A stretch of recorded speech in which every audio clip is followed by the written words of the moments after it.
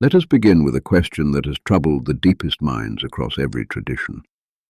How does the One become many? How does a God who is infinite, boundless, and utterly beyond form give rise to a universe filled with conflict, with solidity, with suffering and separation? This is not merely an academic puzzle, it is the question at the heart of your own existence. For you, too, are a mystery, a point of awareness that somehow emerged from what came before, finding yourself here, now, reading these words, and wondering how any of this came to be. 3 centuries ago, a German shoemaker named Jacob Boehme received a series of visions that he spent his life trying to articulate. What emerged was one of the most ambitious works of mystical philosophy ever written, the Mysterium Magnum, or Great Mystery, a grand metaphysical commentary on the book of Genesis. This teaching will walk you through that vision, not as historical curiosity, but as living wisdom that speaks directly to your own inner work. Part 1. The Abyss and the Awakening. Boehme begins where all true metaphysics must begin, before the beginning. Imagine, if you can, absolute nothingness. Not empty space. Space is still something and not darkness. Darkness implies the absence of light, which implies that light exists. We are speaking of a state prior to all categories, all distinction, all forms. Boehme calls this the Ungrund, the abyss, the groundless ground. And yet, within this nothingness, there is one thing, a will. Not a will to do something specific, not a will with an object or a plan, and simply the capacity to will. A pure potentiality, pregnant with everything, but containing nothing actual. This is the first great insight. At the root of existence is not a thing, but a freedom, an unconditioned capacity to move, to want, to become. Now here is where it gets interesting. This will, this pure potentiality, has a kind of hunger. The nothing hungers to become something, and this hunger, Boehme tells us, is the first movement of creation, not a movement outward, but a movement inward. Think of it this way. Imagine an eye trying to see itself. It cannot. There is nothing to reflect upon. So what does it do? It generates a mirror. The will generates wisdom, what Boehme calls Sophia, as a kind of reflective surface, a mirror in which the divine can behold itself. But in the moment of beholding, something else emerges, distinction, the observer and the observed. The one has become two.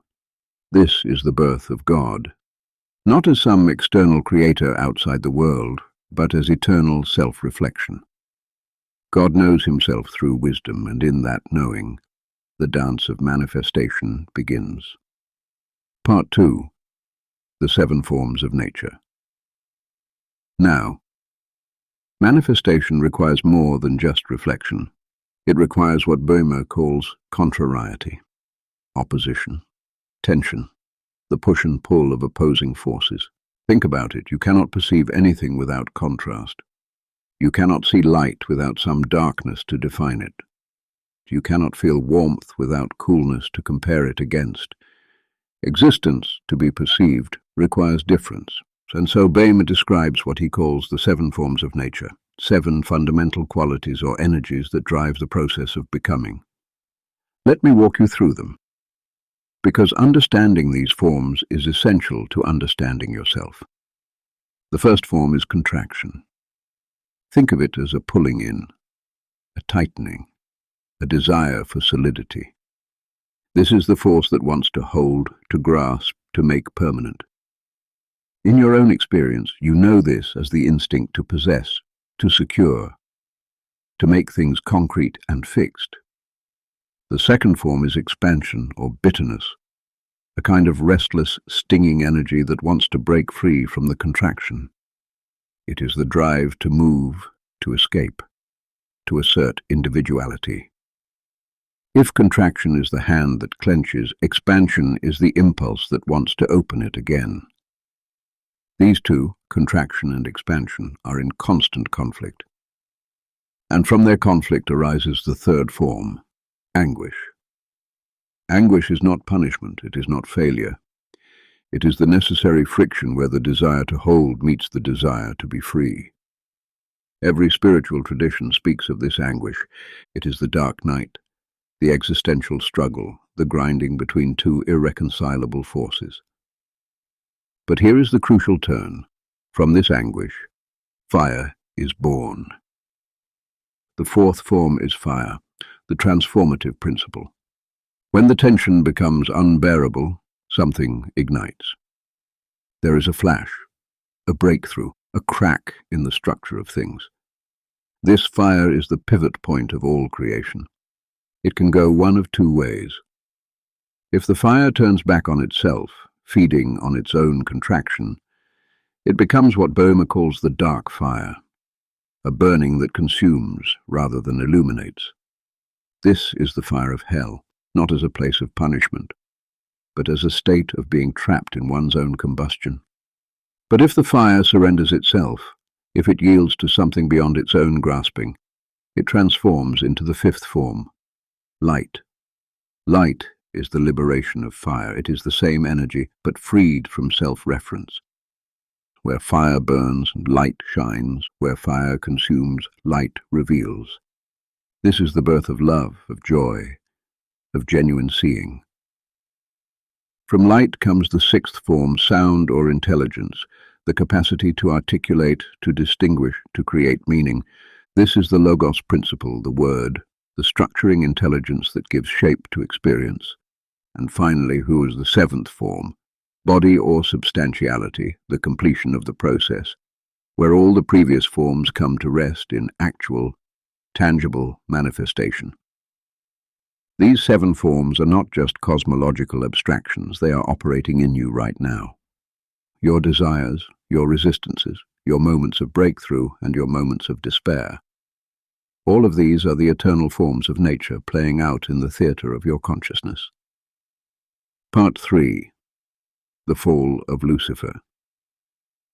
Before there was a physical universe, Boehme tells us, there was a world of pure spirit, angels, hierarchies of light, beings created to reflect and participate in the divine music. Among these was Lucifer. Now, Lucifer was not created evil. He was created magnificent, a high prince of light, a master of the fire principle. His function was to channel the power of the divine fire and to be an instrument through which that raw energy could shine as radiant beauty. But something happened.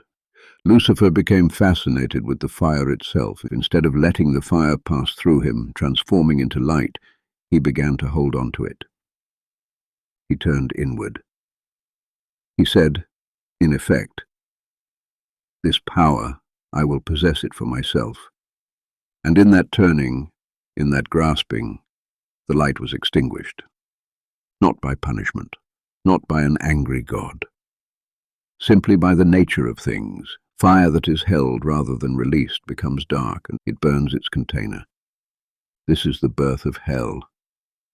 Not a place created by God as a torture chamber, but a state, the state of being locked in one's own consuming fire.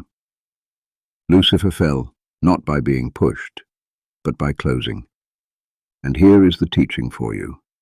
This same dynamic operates in your own soul.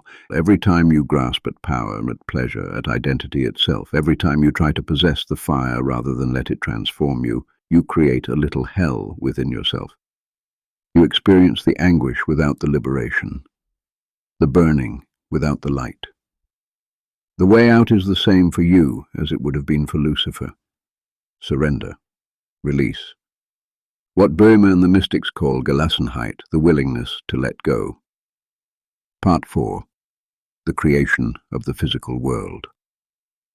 After Lucifer's fall, something remarkable happened. God did not simply leave the cosmos in chaos. Instead, he created a new realm, the physical universe, as a kind of holding space, a buffer zone, a second chance. The material world, in Boehme's vision, is not a mistake or a prison. It is a laboratory. a place where the fire of wrath and the light of love are mixed together, mere slowed down, spread across time so that fallen beings have the opportunity to choose. Lucifer, locked in eternity, had no second chance. His choice was final. But by creating a world governed by time, by creating beings whose choices unfold gradually, God opened a door that would otherwise be closed. Think of it this way. The physical universe is a great alchemical vessel. The raw materials, darkness and light, contraction and expansion, fire and water, are all present, mingled together. And each conscious being within this vessel is given the chance to separate them, to transmute the poison into medicine, to turn the dark fire into living light. This is what the alchemists meant by the great work. It is not about making gold from lead. It is about transforming the heavy, dark, self-referential elements of the soul into their luminous counterparts. And time itself is the gift that makes this possible. Time is the space in which transformation can occur. Boehme reads the 6 days of creation not just as historical events, but as a map of this alchemical process. Each day represents a stage in the unfolding of spiritual forces into visible form, the separation of light from darkness, the gathering of waters, the emergence of dry land. All of these are describing not just outer events, but inner realities. They are showing you the process by which undifferentiated consciousness crystallizes into distinct powers and qualities. When you read Genesis this way, it becomes a manual, a guide to understanding how your own inner world is structured, and how it can be restructured through conscious attention. Part 5. Adam and the Lost Virginity.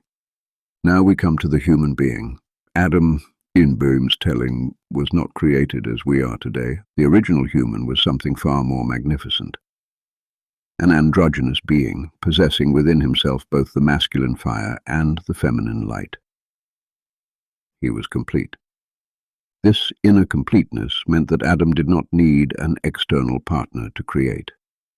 He could generate through what Boehme calls magical imagination, through the pure creative power of concentrated will and wisdom united within a single being.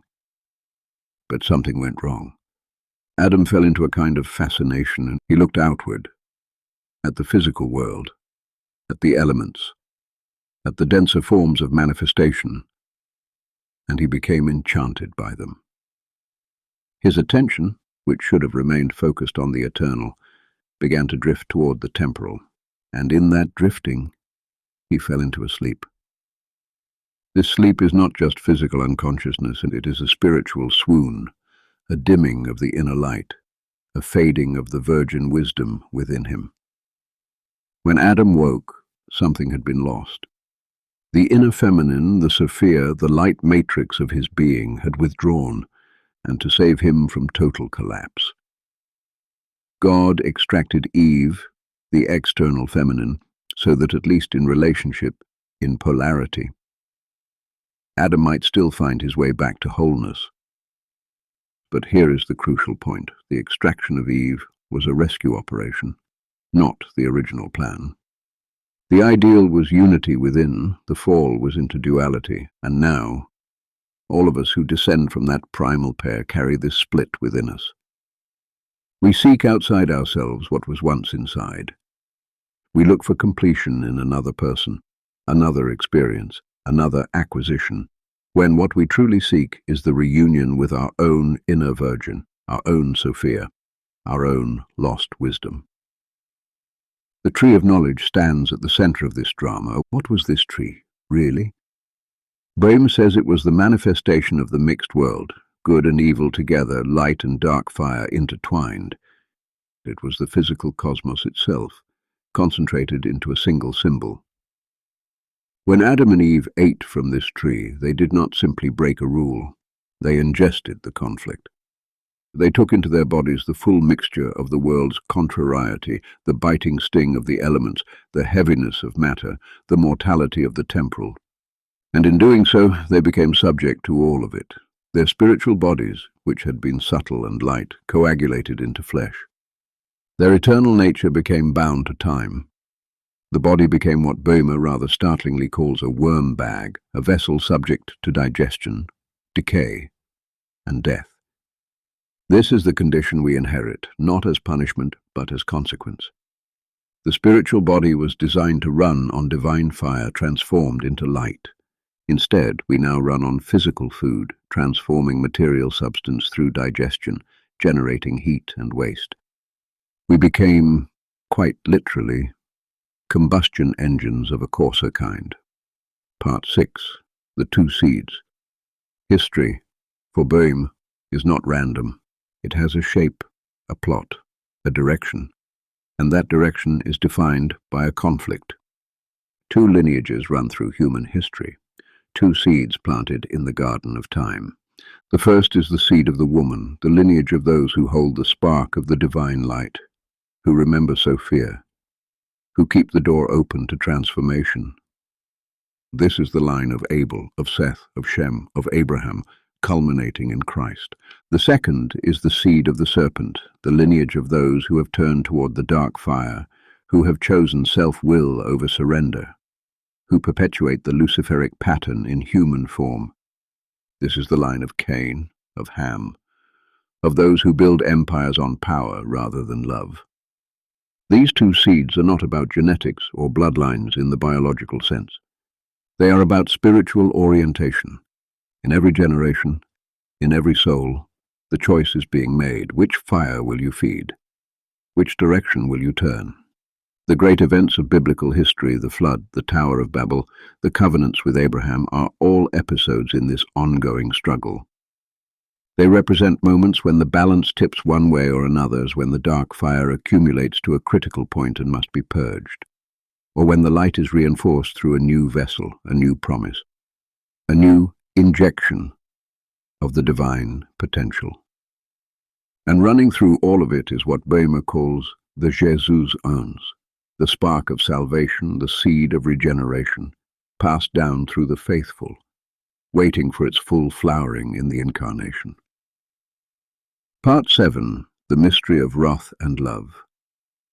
Now we must face one of the most difficult aspects of Boehme's vision. He presents a God who is not only love, but also wrath. Not only light, but also consuming fire. How can this be? How can the divine be both? The answer lies in understanding that these are not two gods, but one God experienced from two different orientations. Imagine standing before a great fire. If you are cold, that fire warms you. It is your salvation, your comfort, your life. But if you are made of wax, that same fire melts and destroys you. The fire has not changed, you have. God's nature is like that fire, pure energy, pure being, pure intensity. When a being aligns with the flow of that energy, surrendering to its movement, the experience is love, light, joy beyond measure. But when a being resists, grasps, tries to hold the power for itself, the experience of that same energy is torment. Hell is not created as a punishment. Hell is the experience of God's power by a being that is oriented against God's nature. And here is the paradox that Boehme insists upon. Even hell serves the good. Even the dark world contributes to the manifestation of God's glory. Without the background of darkness, light could not be perceived. Without the possibility of resistance, there could be no drama of redemption. Without the root of fire, there would be no flower of illumination. The darkness is the root, the light is the fruit. They belong to the same tree. Part 8. The Practice of Resignation. So what does all this mean for you, sitting here, reading these words, living your ordinary life in an ordinary body in an ordinary world? Everything. Because the cosmic drama is not just out there. It is in here. Every dynamic that Boehme describes in the creation of the universe is playing out in the theater of your own soul, right now. The 7 forms of nature. They are the energies moving through your body and mind in every moment. The contraction of fear, the expansion of desire, the anguish of their conflict, the fire of passion, the light of insight, the sound of understanding, the body of action. The fall of Lucifer? It happens every time you grasp at power, at pleasure, at identity itself, trying to possess what was meant to pass through you. The sleep of Adam. It happens every time you become enchanted by the external world, forgetting the inner treasure, losing touch with Sophia. The eating of the tree? It happens every time you consume the world's mixture without discrimination, taking in its conflicts as your own identity. But here is the good news: the redemption is also possible. In every moment. The practice is what Boehme calls Gelassenheit, usually translated as resignation, but meaning something much richer than passive acceptance. Gelassenheit is the art of releasing the self-will, not releasing your will to act, not becoming passive or inert, but releasing the possessive grab, the insistence that the results belong to you, that the power must serve your ego, that the fire must burn for your benefit. When you practice Gelassenheit, you let the fire pass through you. You stop trying to be the owner and become the instrument. You allow the divine will to move through your human will, rather than opposing them. And in that moment, the dark fire becomes light. This is not a one-time event. It is not something you do once and then you're finished. It is a practice, an orientation, a way of meeting each moment. When the anxiety arises, you feel it fully, but you do not grasp at it or push it away. You let it move through. When the desire arises, you acknowledge its heat, but you do not let it possess you. You let it transform. When the conflict arises between what you want and what is, you do not fight reality. You surrender your demand that things be other than they are, and in that surrender, you find a deeper power than your fighting could ever access. This is the alchemical secret. This is the great work in miniature. Every moment offers the choice: will you let the fire transform into light, or will you clutch it until it burns you? Part 9. Reading the signatures. There's one more practice that flows from Boehme's vision, and it deserves your attention. He speaks of the world as God's language made visible. Every object, every creature, every element is a word in this divine speech. The physical universe is, quite literally, the body of God's expressed thought. This means that nature is not dead matter. It is not mere resource, and it is signature, the visible sign of invisible spiritual principles. When you look at a stone, you are seeing solidity, the principle of contraction, the Saturn quality made tangible. When you look at fire, you are seeing transformation itself, the explosive moment where one thing becomes another. When you look at water, you are seeing flow, adaptation, the willingness to take the shape of whatever contains it. And these same qualities exist within you. They are the moods of your soul, the tendencies of your character, the patterns of your life. The practice of reading signatures is the practice of learning to see spirit in matter.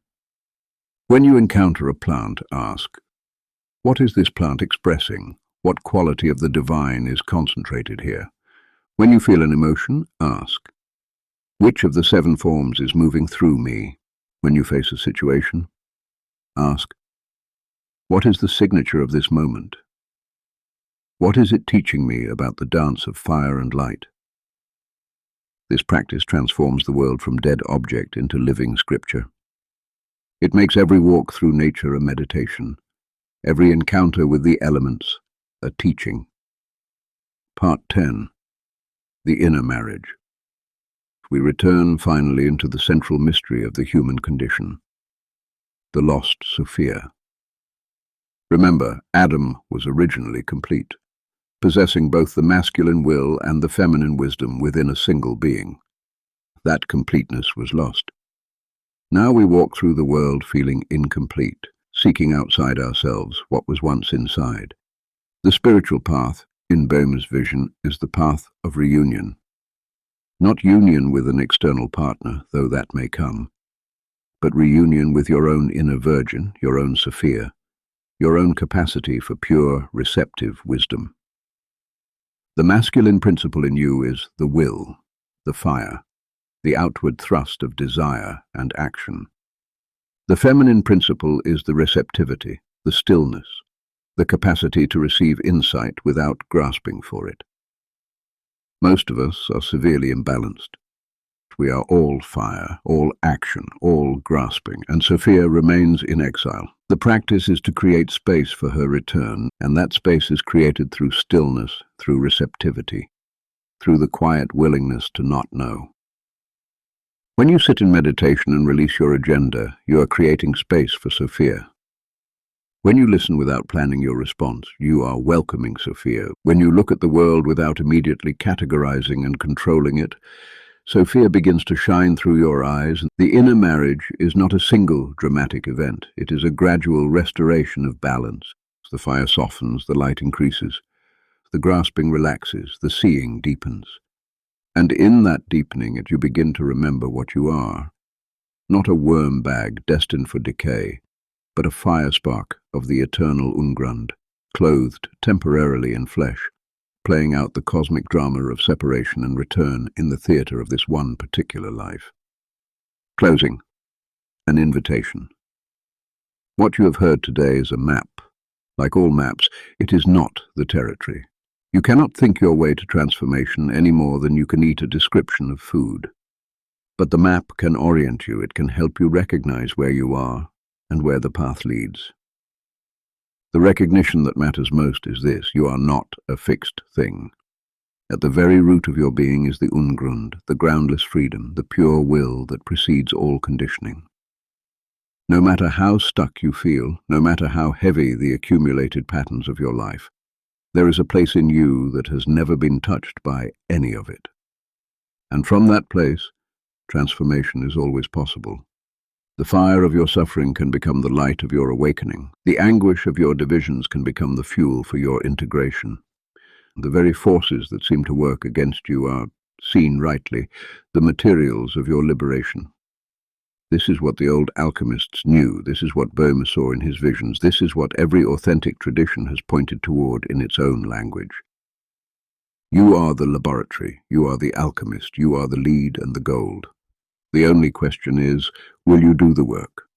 Not as a heroic project of self-improvement.